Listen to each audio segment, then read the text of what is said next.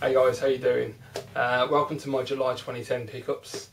Yeah, I've got a few things this month, not too bad. A few different games for different systems as well, so nice and varied. So let's crack on. If you saw my package video recently, I received a package from my good friend Coaster Crazy 10, and in that package I got the Peacekeepers for Super Nintendo, really winky, and Wayne Gretzky's 3D hockey for the N64. Now if you haven't watched that video, basically what happened was I've been trying to get Peacekeepers for the Super Nintendo for like 2, maybe 3 years, maybe longer. It's been a long time since I've been trying to get this game. Basically it's the third game in the trilogy. There's Rival Turf, Brawl Brothers, and then there's the Peacekeepers, and this is the hardest one to find complete, you know, as mint as this is, which I'm absolutely blown away by the condition. And yeah, so basically I saw this on eBay in America. I wanted to buy it. Now generally when I've found complete copies in the past, which has been extremely rare, the sellers either won't respond to my emails, or they just say, I'm sorry, I don't ship outside the US, which is perfectly fine, I accept that. So I was talking to Coaster Crazy, and he says to me, like, if you want, if there's any games on eBay you want and you can't get the seller to sell to you and ship to you in the UK, just let me know. If you give me the money, I'll go and buy it for you and then ship it to you, which is what he did with this. So thank you very much, Coaster Crazy. Absolutely awesome, dude. Really blown away. So glad to have this in the collection finally. Completes the trilogy, and it's just a great game as well. And then he noticed in his local store Wayne Gretzky 3D hockey, and he says to me, do you want me to get it for you? Because it was like $5. So I was like, yeah, great. So I sent him the $5 and he picked it up for me. Basically I'm going for a full American N64 collection boxed on the N64, which is what I just said. Yeah, so I'm going for a full boxed American N64 collection. It's going to take me ages because there's like 291 games, but I'm not in a rush. I'm having a slow pace, pick them up as I can, and I'll get there eventually. And yeah, I don't want to burn myself out, like, you know, I don't want to get halfway through the collection and think, oh screw it, I'm going to sell them all on and not bother now, because I actually do want to get the full collection and try my hardest. I really admire people like X-File who've got the patience and the dedication to do it. I mean, I've got to get 291 for this. He's got to get like 5,500 Mega Drive games, which is just insane.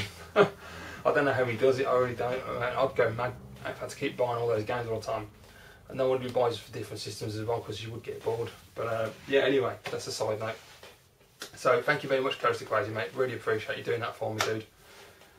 Right, onto the games I picked up from the stores downtown. And the first game I picked up is for a system I don't have. I used to have it. In fact, I've had this system probably about 3 or 4 or 5 times in the last 7 years. I'm constantly buying and selling it because I always buy it, and then I love the system to bits. It's brilliant. And I'll buy it, buy a couple of games, and then never really get around to buying any more games because I get distracted with Xbox and Nintendo systems. So I picked this game up just basically because I've never seen it before. Didn't know it was on Dreamcast, and it is Rayman 2. And I didn't know if it was worth anything. I mean, it cost me $3.99 if you can see that sticker. And I thought, well, I'll pick it up and see if it's worth anything on eBay. Maybe it's worth a sell. You know, I might get some profit. As it goes, I think it was like £5 when I checked. So yeah, I mean, that's with shipping as well. So I'm not going to make a profit.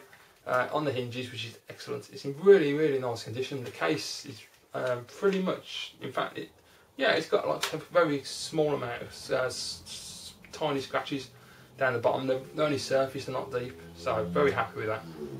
And basically what I decided to do is I'm just going to pick up Dreamcast games when I see them. If they're in this condition, not broken hinges and things, obviously. Rayman 2 manual, excellent condition. Yeah, if I see games in good condition, I'll just pick them up randomly. And then when I've got like a shelf full of games, then I'll pick a system up so that I've got enough games to justify owning the system, and I won't get bored with it, because it is a fantastic console. Next up, I picked up a new edition for my Xbox collection. Peter Molyneux's Fable.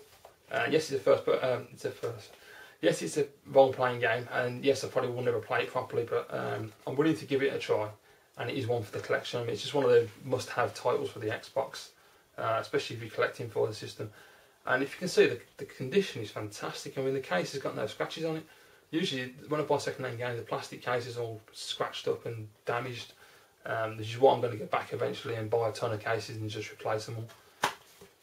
And it's perfect condition, manual and disc. The disc got a couple of light scratches, no deep ones, which is excellent because usually they're really scratched badly when you buy them. So yeah, I mean, I thought $2.99, gotta have that, it's gotta be a steal.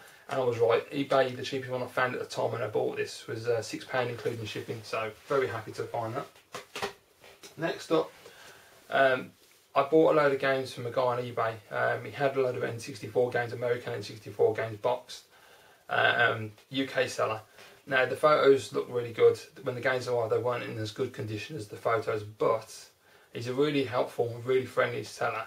And the games themselves were dirt cheap. I mean, you're talking I bought 6 games from him. Most of them were $2.99, and then there was 2 games that were $4.99. I can't remember which ones were which, but they weren't expensive, so I wasn't that bothered.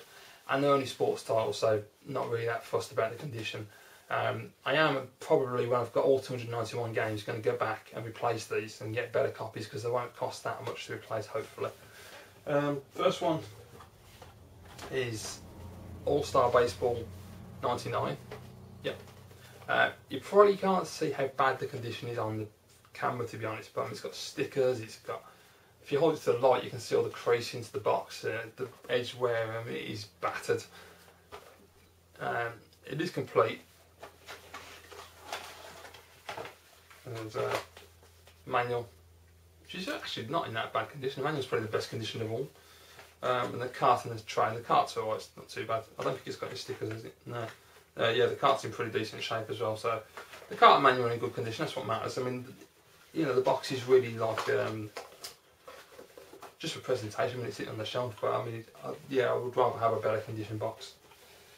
Next one is the one game I thought was going to be the best of the 6, and is actually my least favourite.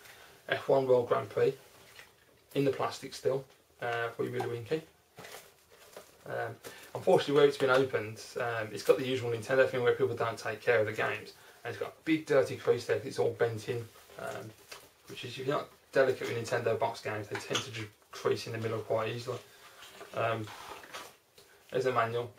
This one has got one of them silly, it hasn't got an inlay tray. It's one of the more modern N64 games, I think near the end of the life cycle or something. I think that's what Evil Slothman told me. And they glued it into the box itself. You can see there's a flap. You lift the flap up and the cartridge is inside. Really stupid, I don't like that idea at all. And the cart in a bag. The cart's in really good shape. So I'm not very impressed with this game. I thought it was going to be a lot better, because the screenshots on the back make it look fantastic, but the graphics not that impressive, and I don't think it plays that well, to be honest.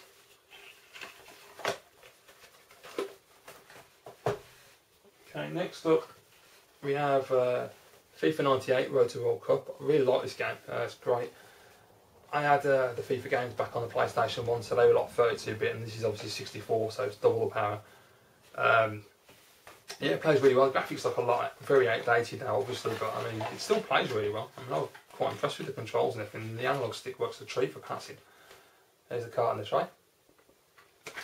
And you have manual, great shape. The obligatory Nintendo power leaflet, you've got to have that. Registration card, of course, which is always nice. And the Nintendo precautions leaflet. So yeah, that was a good one. I really like it actually, it's quite good. I mean, the commentary so outdated is unbelievable. I mean, it just takes me back to when I was playing on the PS1, and yeah, they have like literally like about 5 lines each, the 2 commentators, and they just repeat themselves constantly. But it is funny, and the game is really, really good fun. Next one is FIFA 99. Now this one is excellent. I mean, you look at 98 and you go to 99, and you can definitely see the graphical difference. They really did enhance it. EA did a great job with 99. It's my favourite of the games. It's absolutely excellent. And there's the cart in its tray, black with a bag around it. Nintendo Power, registration card, precautions leaflet, and the manual, which is unfortunately creased in the top right hand corner. Yeah, but yeah, I mean, I really like this game actually. I've played it a couple of times and it's really, really fun. It's just classic FIFA, not modern FIFA. I mean, I don't know if FIFA's still the same, but I know modern FIFA, the last few years FIFA's went through a stage of trying to emulate Pro Evolution and trying to be more tactical and more a real simulation of the game. Now, FIFA's never been that for me. To me, FIFA was, the reason I buy FIFA was because I'm not a football fan, and it was more of an arcade experience, and it was just simple and easy to pick up and play. That was the reason I liked it. So to try and make it like Pro Evo was stupid, because it was what, you know, when it was an arcade game, it was what differentiated it from Pro Evo. So yeah, I don't know what EA were thinking, but then who does? Next one is my favourite game of the 6 I bought, NHL 99. Really, really good top-down 2D ice hockey game.